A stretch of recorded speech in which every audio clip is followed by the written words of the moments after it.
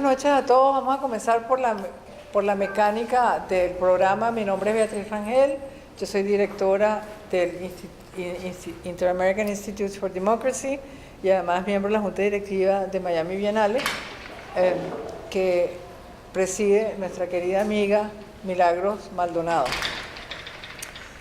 La mecánica de este foro es la siguiente. Vamos a tener una intervención central por parte de Carol Prunhuber, que es la autora del libro. Luego vamos a tener dos comentarios, uno de Munira Muñoz, que es la representante del Foro Penal Venezolano aquí en Miami. También un comentario por parte de Carlos Rangel, que es un escritor. Vamos a tener las palabras de cierre de Carlos Sánchez Berzaín, el director ejecutivo del Inter-American Institute for Democracy. Si hay tiempo, también abriríamos el debate a preguntas y respuestas por parte de la audiencia. Y les ruego que por favor pregunten, que no hagan discursos ni ensayos teóricos sobre la libertad y la democracia. La idea es preguntarle a la autora qué la llevó a ella a escribir el libro, cuál es la importancia de su juicio de esta obra y cómo contribuye o deja de contribuir a la causa no solamente de la libertad en América Latina, sino también a dejar un testimonio para las generaciones futuras sobre el horror que puede ser un régimen genocida instalado en el corazón de América. Bueno, bienvenidos todos a este foro en que Miami Bienales se alía con el Inter-American Institute for Democracy para presentar desde un ángulo distinto al retórico la tragedia de Venezuela, recogida de manera magistral por quien fuera una periodista aguda y que por virtud del libro Sangre y Asfalto, que es el que vamos a comentar esta noche, se ha convertido en artista gráfica. Las imágenes de Carol Prunhuber son desgarradoras, pero dentro de la violencia y el terror que transmiten hay una propuesta estética muy hermosa. Carol retrata la fuerza del amor, el amor de unos jóvenes por su tierra, que están dispuestos a ofrendar su vida para redimirla de la barbarie. Y uno se pregunta, le hemos hecho suficiente reconocimiento a esa generación tan generosa. Es por ello que el libro Sangre y Asfalto ha movilizado muchas más adhesiones a la causa de la libertad en Venezuela que los discursos incendiarios, las recetas estratégicas o las arengas públicas. Y esa efectividad en establecer una relación de simpatía con el objeto del interés de Carol emana del hecho que ya el mundo ingresó en la era de las redes semióticas, donde las imágenes reinan sobre cualquier otra forma de distribución de un mensaje. En efecto, la humanidad ha transitado un largo camino en la búsqueda de la trascendencia, y este se ha ido perfeccionando en la medida que las imágenes se tornan en conceptos. Como diría Humberto Eco, todos los aspectos de la cultura se resumen en el contenido de las actividades semióticas. De allí que muchos recuerden La Pietà, pero no todos recuerden a su autor Michelangelo Buonarroti. Asimismo, casi todos hemos visto con cierta reverencia y admiración los bisontes paleolíticos de las cuevas de Altamira, y gracias a ellos intuimos el tipo de vida que sus creadores llevaban. Pero no sabemos mucho de ellos, pero sí sabemos de su vida porque dejaron un testimonio. Gracias a Carol, hoy no solo conocemos, sino sentimos la crudeza de la violencia represiva en Venezuela y la belleza del amor de los jóvenes venezolanos. Para analizar esta obra, que ha marcado un nuevo camino en la lucha por la libertad en América Latina, contamos con la autora Carol Prunhuber.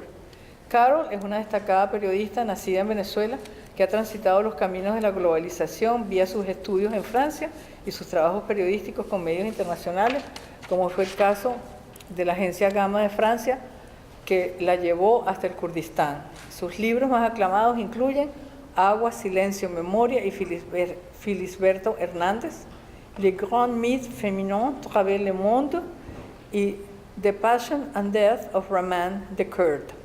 Contamos también con un excelente panel integrado por Munira Muñoz, representante del Foro Penal Venezolano, organización que ha tomado para sí la responsabilidad de recoger la barbarie en su más decantada expresión, que es la violencia del Estado contra el ciudadano y la práctica de la tortura. Munira ha expuesto su vida en la denuncia y hoy la recibimos con un fuerte aplauso.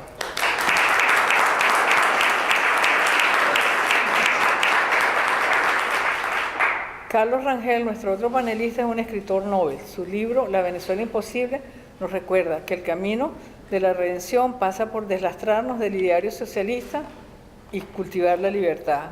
Bienvenido, Carlos.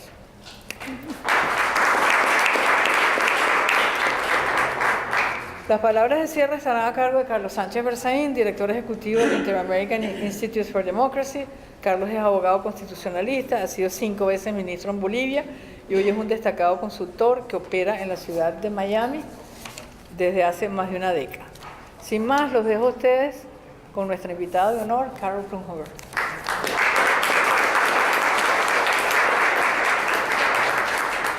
Muchas gracias, Beatriz, y gracias, Milagros, por tenernos en este espacio, y gracias al destacado panel que me acompaña esta noche, y muchas gracias a todos ustedes por estar aquí. El micrófono para acá. Bueno, vamos a empezar por el comienzo. Marzo del 2017, el Tribunal Supremo de Justicia disolvió la legítima Asamblea Nacional y asumió sus funciones. En ese momento los venezolanos tomaron las calles, una vez más. Exigían respeto a la Constitución y separación de poderes, pero también protestaban por las carencias de su vida diaria. Las imágenes y testimonios de ciudadanos en las marchas que circulaban a diario en la prensa y las redes sociales ocupaban gran parte de mis días. Las crudas confesiones de mujeres y hombres de todas las edades, impregnados de miedo y horror, pero también de coraje y determinación, enfrentados a una maquinaria bélica y a grupos paramilitares y criminales, me estremecían a diario. Su arrojo diario iba cobrando una dimensión épica y decidí entonces archivar cada testimonio para salvaguardar esas historias para un futuro. Yo me preguntaba, ¿hasta dónde serían capaces de llegar las fuerzas represoras del Estado esta vez? ¿Cuánto más podría resistir esa población en recuperar su libertad? Nunca imaginamos el grado de brutalidad y odio al que llegaría el régimen.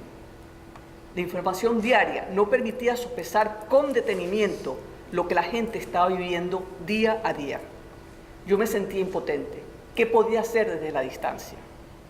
Entonces comprendí que mi aporte, desde la distancia, estaba en preservar la memoria, documentar esta avalancha de información.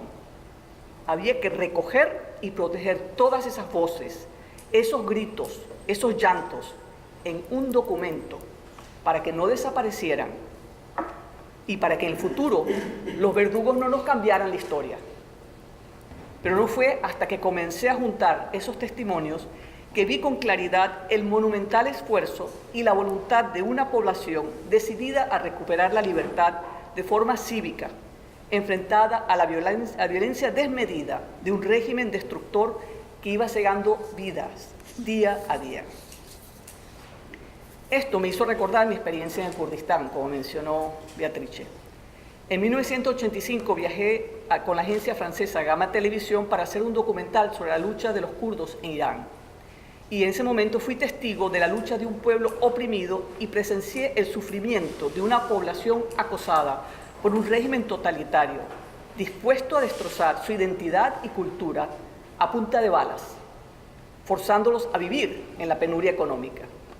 La violencia y la persecución política obligó a millones a huir hacia Europa y América del Norte.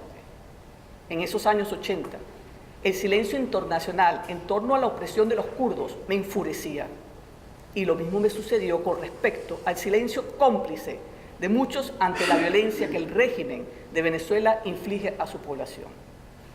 Pero nunca imaginé que los venezolanos sufrirían la misma situación que los kurdos. A la oposición venezolana se le exige mucho más que a ese Estado forajido que masacra a diario a un pueblo que solo exige una vida digna. Cuando civiles desarmados salen a las calles y se defienden con piedras y escudos de cartón, cierta opinión internacional los culpa de violentos, mientras el régimen los asesina con disparos a la cabeza. A la disidencia se le inhabilita, se le encarcela, tortura y los suicidan lanzándolos desde los altos de sus sedes policiales. No importan los muertos, los supliciados, los desaparecidos, los que mueren por enfermedades o desnutridos debido a una política de Estado diseñada para el control de la población. Tampoco importa el sufrimiento de millones. Una parte de la izquierda internacional siempre defiende al régimen, por razones ideológicas y muy a menudo por intereses económicos. Callan y prefieren no informarse y conocer lo que sucede. Algunos grupos de izquierda no han querido ver cómo un militar golpista como Hugo Chávez usó las herramientas de la democracia para llegar a la presidencia y una vez instalado, desmontó todas las instituciones para perpetuarse en el poder. Luego comprenderíamos que este era el libreto cubano castrista para el siglo XXI. En 2 décadas, Chávez, Maduro y los cubanos impusieron un sistema represivo cuyo fin ha sido doblegar a la población con técnicas militares a través de una guerra de exterminio de los indóciles, es decir, una guerra cotidiana contra los ciudadanos. Impusieron una política de penuria, de escasez, para someter a la población. Dejaron los hospitales públicos sin insumos, condenando a muerte a los enfermos. Y cuando los barrios populares empezaron a protestar, los castigaron con furia. Y en sus cárceles establecieron la tortura sistemática con técnicas aprendidas de los cubanos para infligir el mayor daño corporal y dejar secuelas. En Venezuela no hay un conflicto ideológico. Hay militares que oprimen a los civiles. Hay un grupo de cívicos muy poderosos que ha utilizado el modelo castrocomunista para concentrar todo el poder indefinidamente. En esta lucha entre la barbarie y la democracia, el mundo civilizado no puede ser ambiguo. Ante un gobierno victimario, el pueblo tiene derecho a rebelarse y defenderse. Con asombro y respeto, he visto cómo los venezolanos han salido una y otra vez a ejercer su derecho a la protesta. Desarmados le han plantado cara al régimen. Cívicamente han ejercido sus derechos estampados en la Constitución de 1999 instalada por Chávez. Esta población, decepcionada y cansada, sigue exigiendo un retorno a la democracia y la libertad. Los venezolanos rechazan con vehemencia la injerencia de una isla en bancarrota, a la cual Chávez y Maduro les entregaron nuestras riquezas y soberanía. No aceptan que el régimen hubiese invitado a una fuerza extranjera a instaurar el modelo totalitario cubano, aplicando a sangre y fuego la visión de Fidel Castro. Venezuela es un país secuestrado y oprimido por un pequeño y despótico grupo de delincuentes, un país en un callejón sin salida, un pueblo que en las últimas 2 décadas lo ha dado todo por recuperar su libertad. Cada vez que ha sido convocado a defender sus derechos, lo ha pagado con sangre. ¿Cómo no admirar la valentía de un pueblo dispuesto a enfrentarse con dignidad a un régimen que desdeña la vida humana? En 2015, el embajador de Maduro ante la OEA, Roy Chatterton, al referirse a los ciudadanos asesinados en las protestas del 2014, dijo: cuando la bala de un francotirador pasa por el cráneo de un opositor, suena hueco. Pero eso se sabe después de que pasa el proyectil. Recientemente, el canciller Maduro, Jorge Arreaza, dijo: el sufrimiento de un pueblo no puede ser la clave para un cambio de gobierno. Fue escalofriante descubrir la fría y tétrica planificación en el incremento de la represión militar. Al principio usaron gas pimienta, las ballenas, tanquetas de agua y cientos de bombas lacrimógenas vencidas, llenando la ciudad de un humo espeso y ahogando a la gente. Pero por las noches la gente continuaba protestando con cacerolazos. La primera víctima, el 6 de abril de 2017, fue Jairo Ortiz, estudiante de 20 años. Jairo nació con la revolución y fue asesinado por la revolución. Un policía le dio un tiro en el pecho porque sí. Su asesinato provocó una ola de protestas en todo el país. Ya no había miedo, solo rabia y dolor. Los grupos paramilitares, junto con las fuerzas del Estado, como hordas, roban, golpean y matan a manifestantes o a cualquiera que pase por la zona. El objetivo siempre es el mismo: crear miedo, aterrorizar a la población. A los pocos días del primer asesinato, mataron a 2, luego a 3, a 4, hasta sobrepasar la centena. Disparan a la cabeza o al pecho, disparan a matar a quemarropa, y Maduro baila.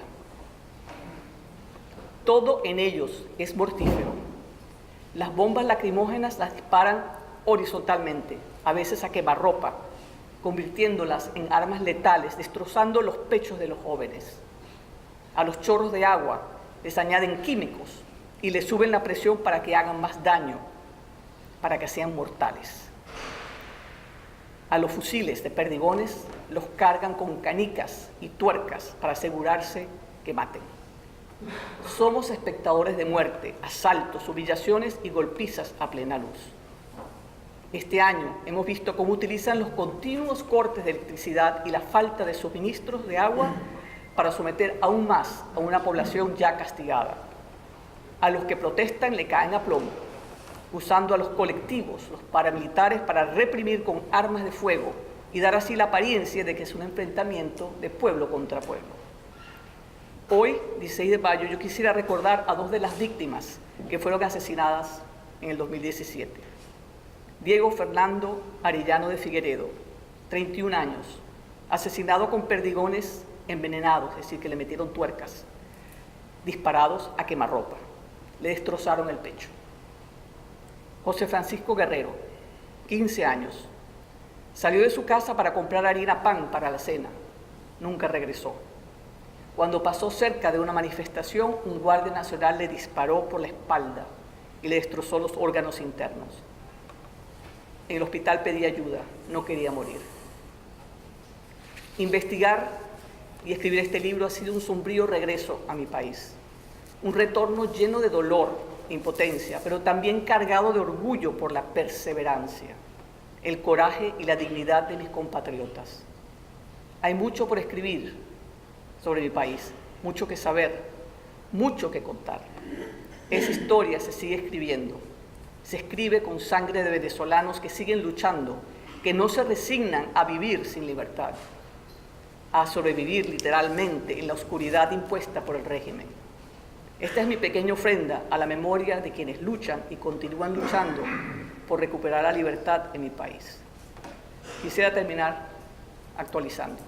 Este año han sido asesinadas 58 personas en las protestas contra el régimen, 8 menores de edad. Y quisiera recordar las últimas víctimas. Samuel Enrique Méndez, 24 años, protestaba en La Victoria, Estado Aragua. Los paramilitares lo secuestraron, golpearon y le pegaron varios tiros en el pecho. Lo entregaron muerto a la protesta. Josnel Peralta, 16 años, lo asesinaron de un tiro en el pecho durante las protestas en La Victoria. Joyfre Jesús Hernando Vázquez, 14 años, protestaba en Chacao. Le pegaron un tiro en el costado. Cuando llegó a la ambulancia ya había perdido más de 5 litros de sangre.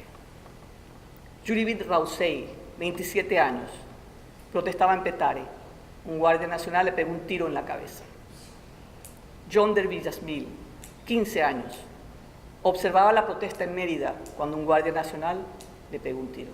Muchas gracias.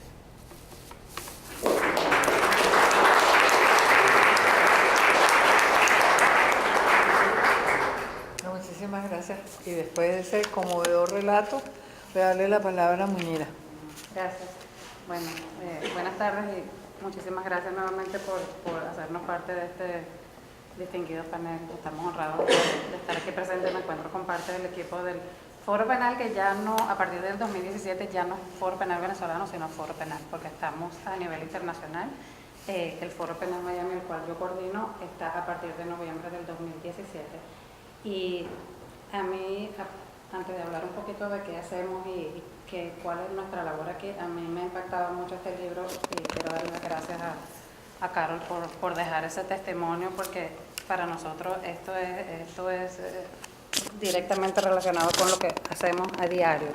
Y yo le comentaba a ella cuando llegué que ¿cómo llego yo al Foro Penal Miami? Bueno, porque justamente en el 2017 mi hermana fue presa política, todavía con medidas cautelares. Mi hermana es Lisbeth Áñez, que la conocen algunos como Mama Liz, que simplemente visitaba a los presos y les llevaba comida, ropa. Pues fue parte de esa comunidad que ellos buscan amedrentar de alguna manera para que no sigan haciendo esa labor.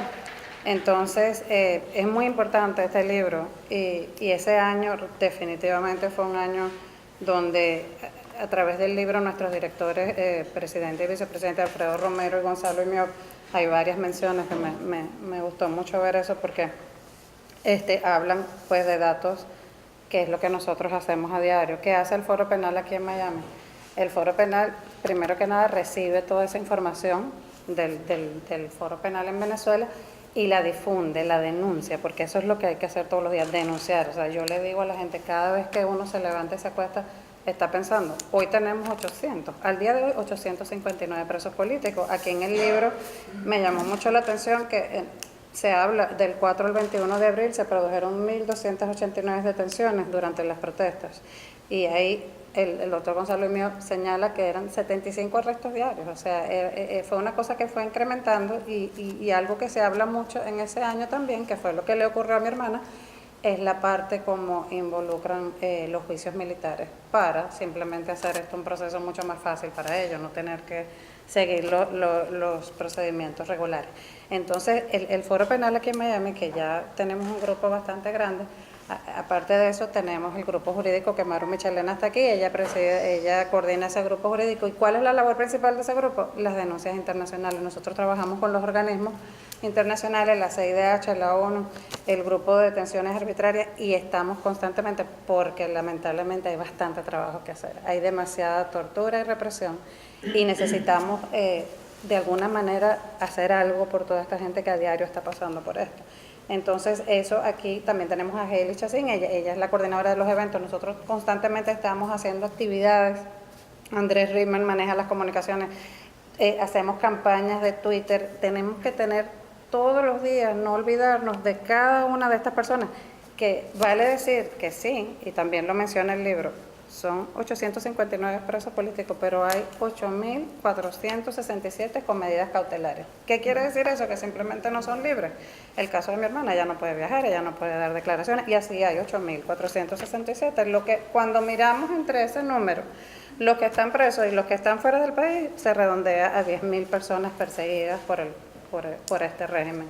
Entonces, de verdad que yo les agradezco, nosotros les agradecemos en nombre de nuestro director, presidente y presidente, que se difunda esta información, que formen parte de nuestro equipo. Es muy importante que sepan que no hay que ser abogado para pertenecer al Foro Penal, ni en Miami, ni en España, porque estamos en diferentes ciudades en los Estados Unidos y seguimos creciendo, estamos en Europa. Simplemente es una labor, como hablaba, de tanto de un tweet. Si una persona puede dar 5 minutos al mes y simplemente hacer unos cuantos retweets para que esos presos, la gente les vea la cara, conozca sus nombres y se denuncie, porque en esta última ola de represión, y hablábamos también de los menores y esos nombres, hay que recalcar que de 6 personas asesinadas, 3 fueron menores de edad, entre 13 y 16 años de edad. Entonces eso es grave, eso es algo que tenemos que denunciar a diario. Y nosotros les invitamos a que nos acompañen en esa lucha. El Foro Penal aquí, usted con entrar en la página foropenal.com se registra como un defensor activo y dice que vive en Miami y a nosotros nos envían la información y es seguir la denuncia, así como está en ese libro, que honestamente, si me permiten, yo voy a nombrar también.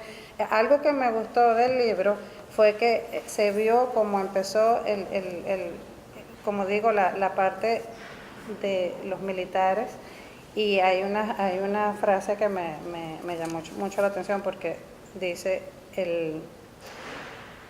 aquí decía, la represión y acoso dejaban testimonios diarios del desprecio por los derechos humanos de los manifestantes por parte del régimen. La lucha de nosotros por los derechos humanos, eso es todo lo que estamos pidiendo, que se respeten los derechos humanos de todas las personas. Y aquí se usa la parte militar y se habla de cómo empiezan los allanamientos, cómo empiezan a perseguir, por ejemplo, que menciona el libro el hijo del alcalde Omar Lares, porque entonces como no pueden agarrar al alcalde, agarran al hijo, entonces empiezan a perseguir, que es el caso de los militares, cuando ellos buscan militares y no los encuentran, pues se llevan a los familiares y los torturan, y nosotros recibimos constantemente toda esta información a diario. Hay un caso que se menciona también en el libro, que es el de una muchacha, Catius Casalón, que simplemente era una estudiante de Barquisimeto, y porque la vieron pues un día de una protesta en un carro, esa muchacha terminó y de hecho el Foro Penal llevó su caso y gracias a que el Foro Penal pues la representó, a los 23 días de estar detenida le dieron casa por cárcel porque la muchacha tenía unas condiciones de salud bastante graves. Entonces, de verdad, y aquí también otro que se habla en el libro, que nosotros lo hablamos muchísimo, es el efecto puerta giratoria, que constantemente en el Foro Penal lo estamos mencionando. ¿Qué pasa? Que ellos hablan de excarcelaciones o de personas que están libres, que realmente no están libres, pero por un lado excarcelan y por el otro lado meten presos a otros. O sea que realmente la cifra para nosotros, nosotros tenemos estas cifras aquí y todos los días tenemos que estarnos actualizando, porque es un número que lamentablemente cambia y lamentablemente aumenta. No baja como ellos tratan de mostrarlo algunas veces. Estos últimos meses hemos visto un ataque directo a los Pemones, ha habido un desplazamiento de indígenas, un número de 900 y tantos, y han sido reprimidos, e inclusive han habido asesinatos también, y tenemos, como les dije, los ataques a los menores de edad. Entonces, pues esa es nuestra labor, simplemente y humildemente estamos aquí representando a 5.000 defensores activos que hay en Venezuela que trabajan de voluntarios día y noche. Como les digo, no todos son abogados, 200 son abogados pro bono, que es muy importante también que siempre recuerden y lo digan, el Foro Penal no cobra nada por la defensa de ninguna de estas personas. El trabajo es pro bono. Cuando a veces sale un abogado por ahí y dicen, no, pero es que el Foro Penal cobró, ese abogado no es del Foro Penal, ustedes lo pueden verificar. Y realmente eso es lo que nosotros estamos haciendo aquí. Agradecemos muchísimo la oportunidad. Acompáñennos en difundir esta información. La defensa de los derechos humanos es un trabajo de todos. Muchísimas gracias.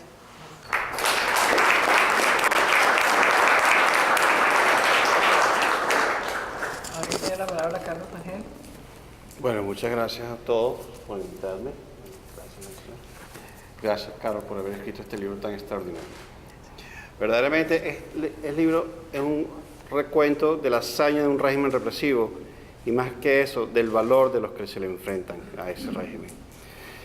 La represión del régimen durante 135 días en el 2017 se documenta e identifica bien como una extensión del carácter fundamental de la ideología de Hugo Chávez, una ideología basada en el sectarismo populista y del poder arbitrario absoluto. Pero leyendo el libro y viendo las fotos, uno se detiene a pensar, ¿de dónde surge esa vena tan sanguinaria y tan gráficamente descrita en el libro? ¿Es acaso un instinto que reprimen los venezolanos cuando están sometidos al imperio de la ley, pero que aflora cada vez que puede?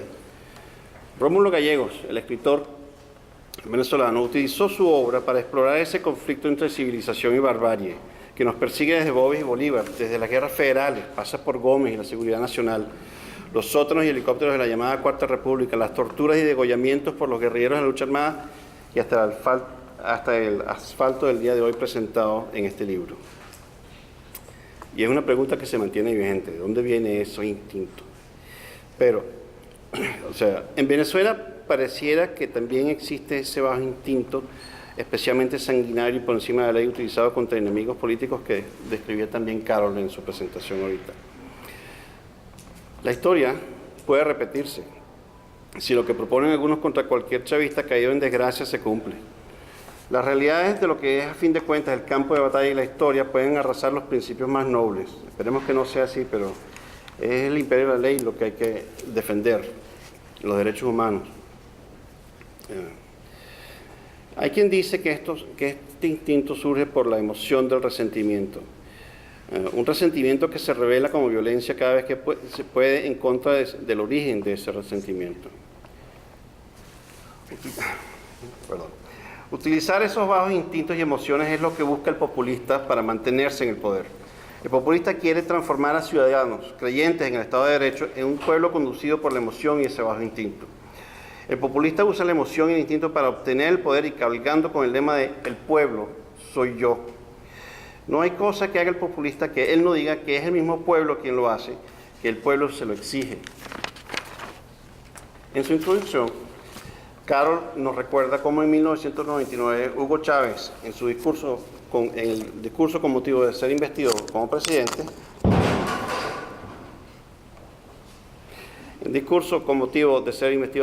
juró sobre lo que él llamó una constitución moribunda, reiterando su intención de cambiarla a su gusto, o sea, al gusto del pueblo, según él. En ese mismo evento, me acuerdo que el populista en jefe relató una anécdota sobre una persona que había ido a implorarle hacía pocos días y que le dijo que había tenido que robar la noche anterior para alimentar a sus hijos. ¿Quién sabrá lo que hay de cierto en esa anécdota? Pero Chávez usó esa anécdota para agredir directamente contra el imperio de la ley. Chávez dijo que esa persona era un delincuente obligado y que él mismo también hubiese robado para alimentar a su hija. ¿Quién? Bueno, sabemos bien, ahora está muy bien alimentada. Esta declaración de Chávez revela su creencia en acatar la ley y la Constitución a conveniencia del usuario, creencia que se mantiene como postulado central del régimen asesino en el poder y demostrada repetidamente en este libro. Es la caída del imperio de la ley, una caída que permite que los más bajos instintos salgan a flote. Con el ascenso de Chávez se inicia uno de los periodos más violentos de la historia de Venezuela. Desde la inauguración de Chávez en 1999, la violencia homicida en Venezuela ha cegado más de 300.000 vidas. La tasa pasó de 19 homicidios por cada 100.000 personas, que no es baja, hasta 81,4 el año pasado. En el año 2016 hubo 28.000 homicidios, según el Observatorio Venezolano de la Violencia. Eso es aproximadamente una persona cada 20 minutos.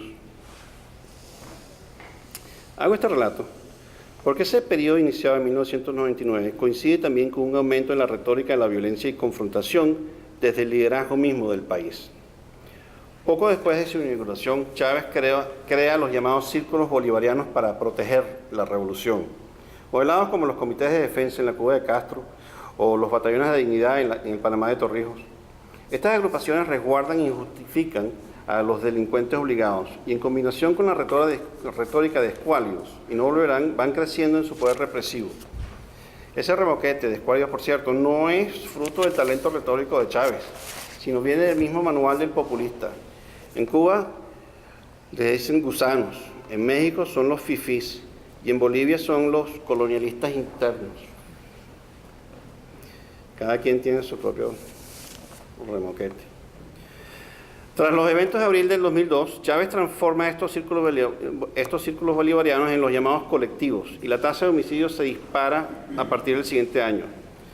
Los colectivos de hoy son delincuentes casi intercambiables con las fuerzas regulares y muchos están o colaboran directamente con la Guardia Nacional, el Ejército y la FAES, como se comprobó en el asesinato de Oscar Pérez y se ve a diario en las tácticas de las operaciones de liberación del pueblo, las llamadas OLP, en barriadas populares del país, que son simplemente unas claras luchas territoriales entre pandillas.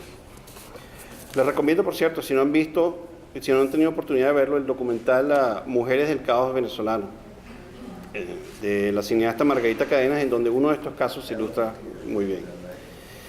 También vemos la influencia nefasta de los colectivos en la represión sádica de uniformados de toda índole descritos en Sangre y Asfalto, en boca y testimonio de las víctimas de esa represión. Me confieso, culpable. Uso las redes sociales, uso Facebook, Twitter y todas esas cosas. Digo esto porque a veces escribo en Facebook sobre estos temas y me enteré, haciendo esto, que Facebook tiene límites. Hubo una vez que quise poner la lista de nombres de los fallecidos por homicidio de un año. No me acuerdo si fue el mismo de 2016, identificados por las autoridades de gobierno como homicidios. Es decir, no se incluyen los que esas autoridades no califican de homicidios, como por ejemplo los caídos en la OLP, de la FAES, o cualquier enfrentamiento policial, que francamente muchas veces son simplemente ejecuciones extrajudiciales. Pero en ese posting solamente pude poner enero y parte de febrero. El posting sobrepasaba el límite de caracteres permitidos, cosa que no sabía que existía. La escala de la violencia homicida en Venezuela es abismal. La cifra de homicidios es 7 veces el número de soldados de los Estados Unidos caídos en la guerra de Vietnam, pero los venezolanos no tienen monumento. Lo más cercano a un monumento a los caídos son libros como el de Carol, pero que apenas pueden incluir una fracción de los nombres de los caídos por la represión política, la represión económica, la represión biológica que describían de los hospitales y el hambre, a la cual el régimen ha sometido a Venezuela durante 20 años. Quiero terminar este comentario con 6 de esos nombres: Jorge Tortosa, Franklin Brito, Basilda Costa, Cluibert Roa, Neomar Lander, Fernando Albán. Muchas gracias.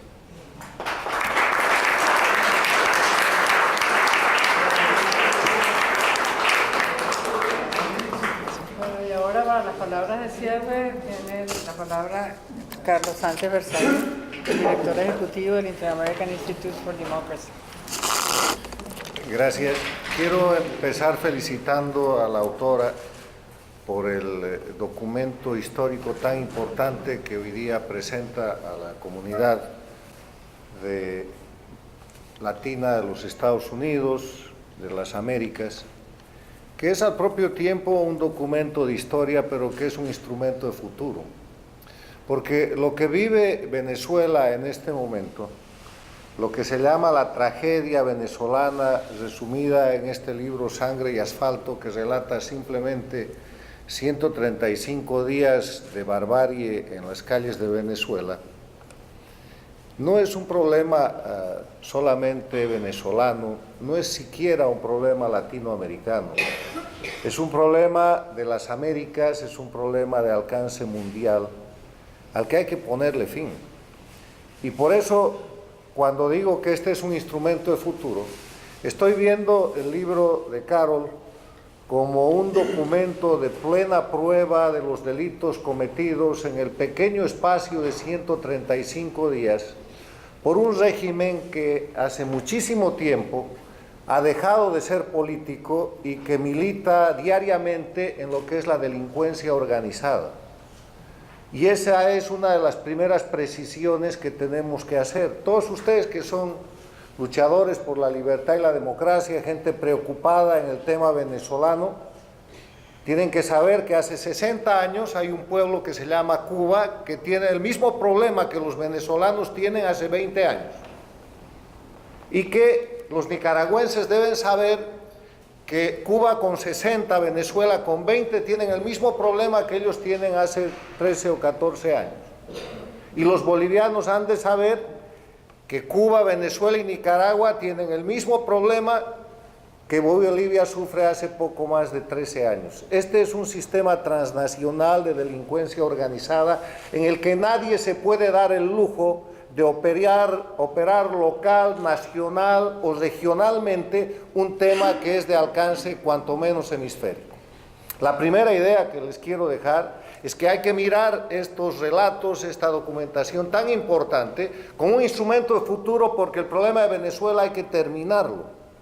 Hay que acabar esta barbarie, porque si no, ¿qué mérito tiene vivir quejándose sin hacer cuestiones objetivas para terminar con el crimen organizado que mata todos los días, que detiene todos los días, que tortura todos los días y que no lo hace solamente en Venezuela?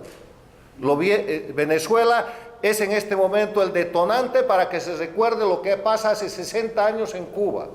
Y Nicaragua, con su lucha y los crímenes que se cometen en el último año, es el detonante para mirar y recordar esto que ya pasaba la historia en Venezuela. Y lo que viene en Bolivia forma parte del mismo escenario. Entonces, con ese marco de referencia de la realidad objetiva, la constatación es que Venezuela es un país ocupado, es un país entregado, que no está solo, porque lo mismo le pasa a Nicaragua, lo mismo le pasa a Bolivia, lo mismo le pasaba al Ecuador. Y el Ecuador está en un proceso de transición después del régimen de Correa por circunstancias propias de la presión política interna, cuya suerte no tienen los países que continúan ocupados. Además de todo esto, estos países que concentran la delincuencia organizada tienen la característica de ser narcoestados. Aquí nadie ha dicho que a Venezuela la han convertido en el eje, en el hub del narcotráfico en las Américas, para traficar la droga de los sindicatos cocaleros de Evo Morales de Bolivia y de las FARC y el ELN de Colombia. Y que ese conjunto de estados integrados por Cuba, Venezuela, Bolivia y Nicaragua son además una amenaza que utiliza el narcotráfico como instrumento de lucha contra el imperialismo y que no tienen ninguna vergüenza de ir a los foros internacionales como las Naciones Unidas a través de su vocero Evo Morales a decir que la lucha contra el narcotráfico es un instrumento del imperialismo para oprimir a los pueblos. De eso estamos hablando. No solamente estamos hablando de cuestiones muy sensibles y muy graves, como son los presos políticos, las torturas, los asesinatos. Estamos hablando de narcoestados y estamos hablando de ocupación externa. Ocupación externa que trata de reeditar en el siglo XXI el escenario de la Guerra Fría que se acabó con la desaparición de la Unión Soviética y que a través de la manipulación cubana trata de presentar una confrontación local o regional como una confrontación de alcance mundial con la presencia de Rusia, de la China y sobre todo de Irán. Irán está presente en todos estos países y en esas circunstancias resulta absolutamente difícil que la simple denuncia o el testimonio, que son muy valiosos, ayude a avanzar en el objetivo que debemos buscar, que es ponerle fin a este tipo de procesos. En este tema, para empezar a ponerle fin a estos regímenes de delincuencia organizada, primero hay que separarlos de la política, porque esto no es política. La política es otra cosa. La política es una actividad de servicio público, sujeta a control de la opinión pública, sujeta a control de autoridad, sujeta a rendición de cuentas. La política es una actividad que se ejerce por mandato de la gente y que está sujeta sobre todo a algo que se llama Estado de Derecho, que no es otra cosa de que la ley está por encima de la voluntad o el poder de cualquier individuo. Esto no es política. La segunda cosa es que esta gente puede permanecer en el tiempo cometiendo las atrocidades y los crímenes que comete a diario porque tiene una extensísima red de cómplices locales y de cómplices internacionales, que todos sabemos o sospechamos quiénes son, pero que muy poca gente tiene el valor de denunciarlos y de señalarlos con el dedo. Comenzando localmente por las oposiciones funcionales, que le hacen el juego político, entre comillas, a estos regímenes de delincuencia organizada para mantenerlos con la farsa de que son regímenes que ganan elecciones. ¿Hace cuánto no hay una elección limpia en Venezuela? ¿Hace cuánto no hay una elección limpia en Nicaragua? Ahora estamos corriendo en Bolivia con la farsa de montar un nuevo fraude electoral para que quien fue elegido por una vez se reelija por cuarta vez. Hay una cantidad de cómplices, y para no hablar de Venezuela, hablaré de mi país. 7 candidatos funcionales participan junto con el candidato inhabilitado para hacer una elección el 20 de octubre de este año en Bolivia y se llaman opositores. Y de ahí la agenda sigue avanzando a una red extensísima de complicidad internacional que pasa por organismos internacionales como las Naciones Unidas, donde parte del Comité de Derechos Humanos está controlado por Cuba, Rusia, China, para hacer favores a sus satélites como Venezuela, Nicaragua y Bolivia. Organizaciones especializadas, prensa internacional que ellos han construido, que forma parte de esa red de complicidad que hoy día dice la solución venezolana es dialogar. ¿Dialogar para qué? Para darle otra botella de oxígeno a un régimen que lo único que sabe a través del diálogo es mantener las atrocidades y permanecer indefinidamente en el poder. Y la otra cuestión, además de denunciar a esa red de complicidad y a esa red de gente comprometida con este sistema de oprobio internacional, que son nacionales, mucha gente conocida por ustedes, amigos suyos y amigos míos o conocidos nuestros, que es un sistema internacional. Además de eso, la tercera cosa que hay que hacer, hay que apoyar a la gente que está combatiendo este sistema de delincuencia organizada transnacional, bajo la sencilla regla de que los enemigos del enemigo son amigos. No hay que dejarse llevar a la confusión de que con cualquier pretexto, la gente que está tratando de retirar los regímenes de delincuencia organizada en la región, empezando por Venezuela, siguiendo con Cuba, van a tener por delante una serie de acusaciones, pecados o falsedades, cuando a los regímenes de delincuencia organizada, a esto que se llama dictaduras del castrochavismo, se les permite todo. Yo termino con esas reflexiones felicitando nuevamente a la autora, ponderando su libro de historia y de futuro, mi criterio, pero invitándolos a ser más activos en este tema. Ya hay que salir de la lamentación, es importante. Hay que ir a la denuncia. Ustedes conocen la gente que en Venezuela son cómplices del régimen y que no dejan que ese régimen termine de caer. Muchas gracias.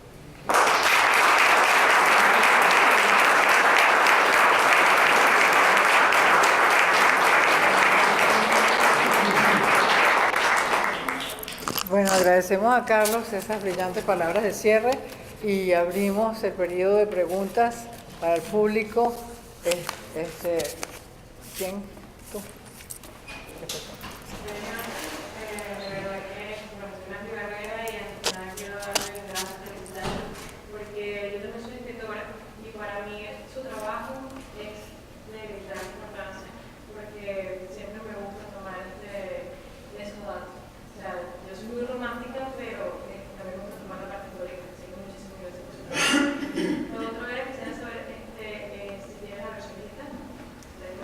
Hay una versión digital, está en calatoeditorial.com. Y las fotos, yo no comenté, pero hubo 17 fotógrafos que ofrecieron sus fotos sin cobrar para que formaran parte de este testimonio, y realmente hay que aplaudirlo porque la mayoría son jóvenes y muchos de ellos empezaron a hacer fotoperiodismo en ese momento. Y arriesgaron sus vidas para traer unas imágenes que son impactantes y que este libro no sería lo que es si no fuera por esas imágenes. Gracias.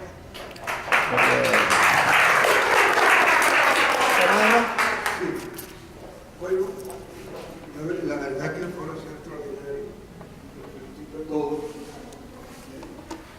Yo pienso que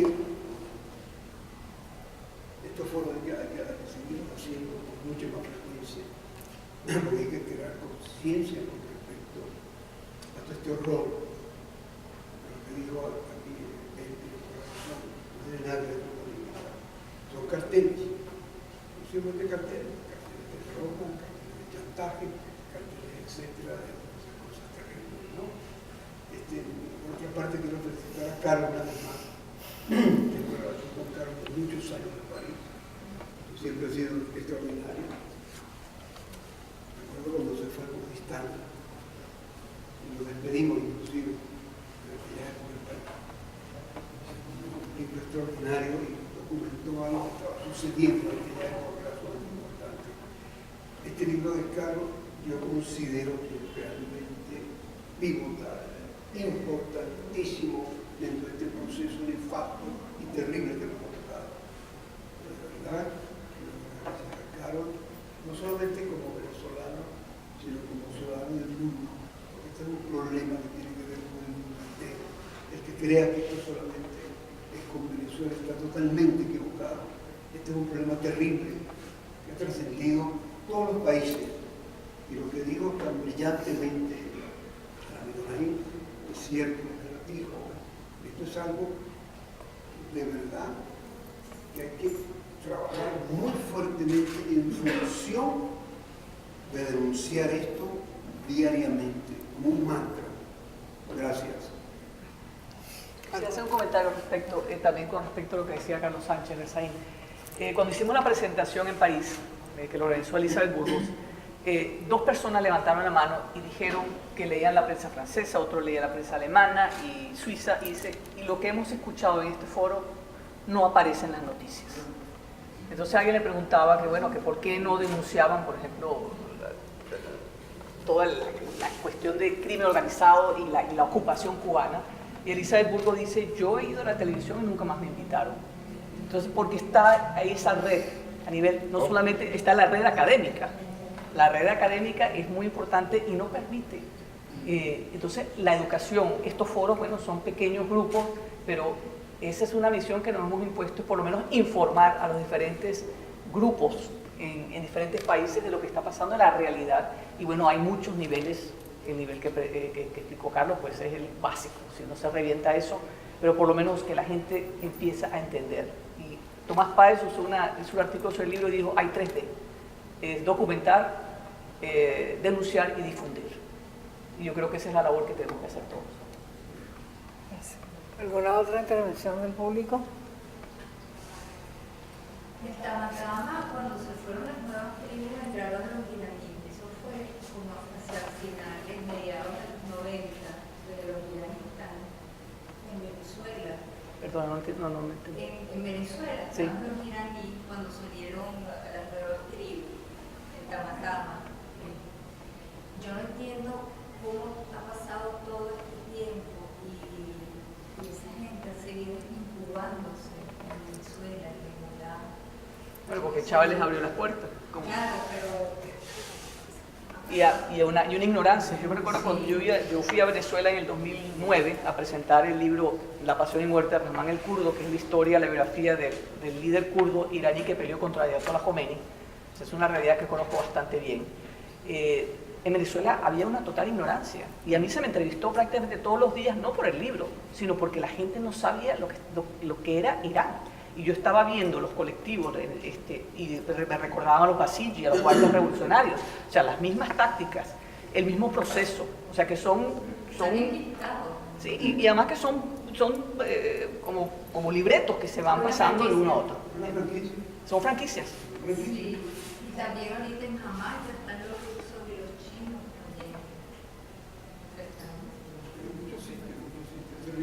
Es terrible, muy terrible, muy grave. Gracias. ¿Alguna otra intervención? Bueno, les agradecemos a todos la presencia y sobre todo yo quiero pedir un aplauso muy especial para la gran arquitecta de estos foros, no solamente denuncia, sino proyección de lo mejor del espíritu venezolano y latinoamericano que es el arte, doña Milagros Maldonado.